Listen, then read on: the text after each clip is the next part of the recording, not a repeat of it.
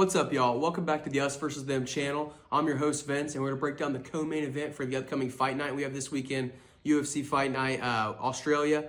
We have Beneil Dariush versus Quillan Salkilld. Right now, Salkilld is sitting at a minus 420 favorite, and then Beneil Dariush is sitting at a plus 330 underdog.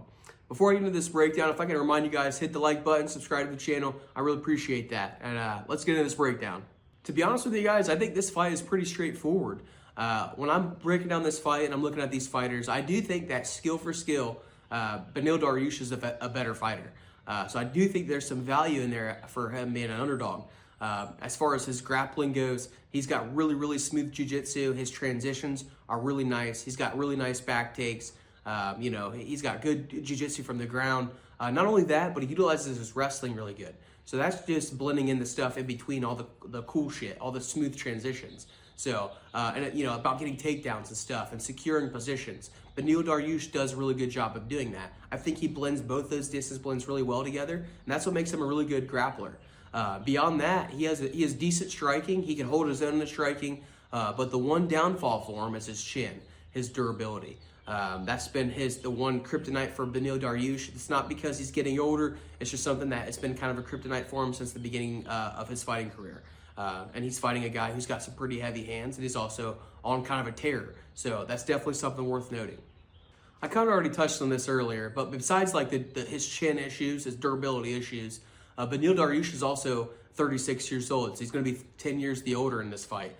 In today's day and age and pro MMA and the UFC, 36 is not exactly like super old, not the 155-pound weight class, guys, are older. There's Tim Elliott on this card is 39 at 125, for instance. So it's not super old, but at the same time too, you kind of have to play into the factor of, what kind of career has he had. Beneil Dariush is making his 26th walkout to the UFC, 26. So obviously he's been in there with some dudes, had some wars, suffered some knockouts, been on the other side of it where he's got wins and shit like that. But this is his 26th UFC walk. That's a lot of experience. So the question really is that going to help him or hurt him going into this fight? Salkilld is coming into this fight on a 4-fight win streak. His win streak is longer than that, but a 4-fight UFC win streak. 3 of those fights he's won by finish, 2 of those by knockout, 1 by submission.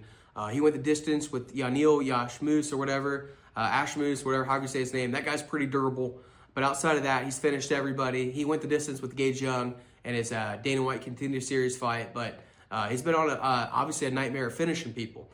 So the most likely outcome, according to the odds, is Salkilld by knockout. That's sitting at minus 150 right now. I definitely see that's a very likely outcome.